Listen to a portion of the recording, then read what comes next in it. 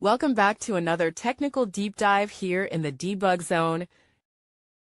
Today we're tackling a big question and breaking it down with insights from other users. Hopefully this clears up some misconceptions and helps you get the answer you need. So buckle up, stay a little curious, and let's jump right in.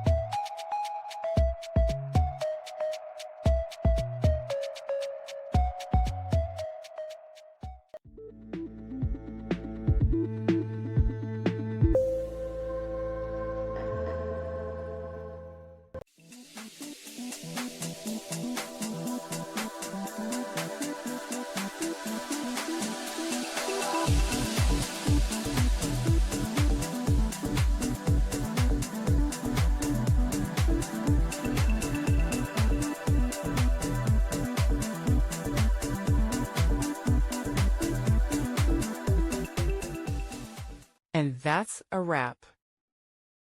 I hope you found the answer you were looking for.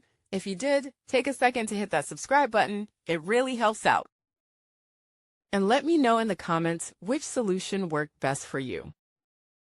See you next time in the debug zone.